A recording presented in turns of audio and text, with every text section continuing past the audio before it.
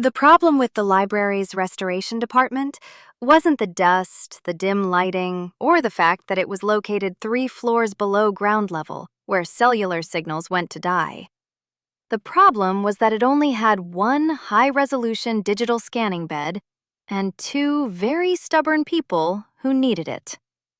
Maya adjusted the cuffs of her cotton smock, her flats clicking softly against the concrete floor as she rounded the corner into the scanning bay. It was precisely 1 p.m. Her shift was starting, which meant, "You're a minute early, you know."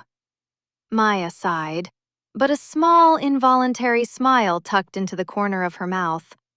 Oliver was still occupying the adjustable stool, his tall frame hunched over a massive, leather-bound ledger from the late 19th century. His sleeves were rolled up to his elbows, exposing forearms faint with ink smudges, and his curls were a chaotic, messy bird's nest because he always ran his hands through his hair when he was concentrating. "And you are precisely 60 seconds into my reservation, Mr. Archival Specialist," Maya teased, leaning her shoulder against the doorframe. "Move the ledger, Oliver.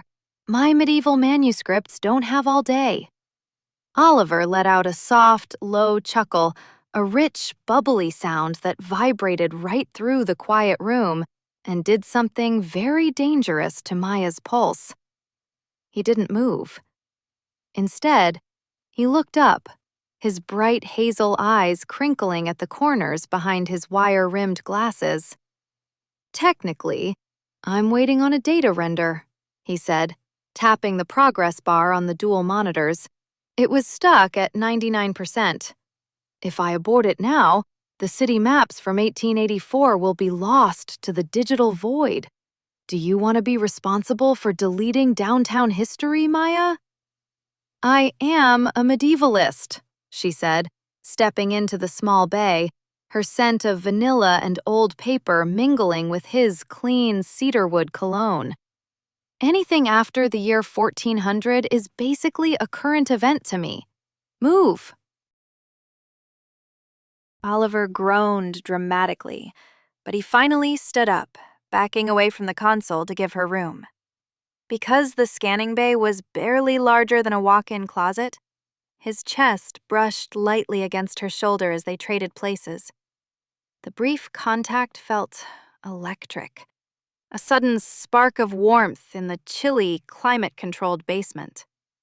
Maya felt a flush creep up her neck, and she quickly focused her attention on the glass scanning bed, lifting the lid to carefully position her current project, a beautifully preserved, hand-illuminated book of hours.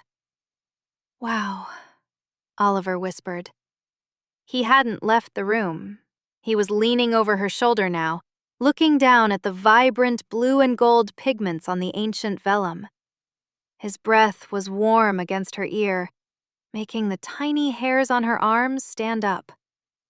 "The gold leaf on that capital letter is incredible. What does the script say?" Maya swallowed hard, trying to remember how to read Latin. "It's a morning blessing, a prayer for light." "Appropriate for a basement," Oliver murmured softly. He reached out to adjust the edge of the protective weight snake holding the page flat, his fingers brushing over hers. Maya didn't pull away. For a long, quiet moment, neither of them moved. The hum of the cooling fans and the rhythmic, steady tick, tick, tick of the server rack in the corner filled the silence, heavy and full of unsaid things. They had been doing this dance for 3 months.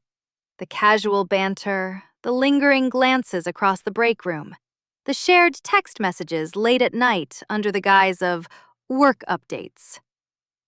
"Maya," Oliver said, his voice dropping an octave, losing its teasing edge. She turned her head to look at him. They were standing so close, she could see the tiny gold flecks in his eyes. Her heart was hammering against her ribs, a wild, fluttering rhythm. "Yes?" Oliver opened his mouth to speak, but before a word could form, the computer console let out a loud, triumphal beep. The progress bar flashed green. Render complete. The sudden noise broke the spell. Oliver blinked, a faint, boyish blush spreading across his cheeks as he rubbed the back of his neck.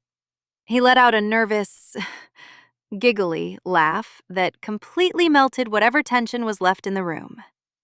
Right, he stammered, reaching into his pocket and pulling out a small, neatly folded piece of cardstock. He slipped it onto the desk right next to her manuscript. I actually finished my scan 10 minutes ago. I was just waiting for you to get down here. Maya blinked. You were? Yeah. Oliver backed toward the doorway, his lopsided smile back in place, though his ears were bright red. The render took 2 minutes. The other 8 were spent trying to figure out if I had the courage to give you that. It's an extra ticket to the Botanical Gardens night exhibit this Saturday. The glass houses are lit up with lanterns. I thought, well, if you aren't too busy with the 15th century, maybe you'd want to go with me? He didn't wait for her to answer. With a quick wave of his hand, he turned and practically bolted down the hallway, his boots clicking rapidly against the concrete.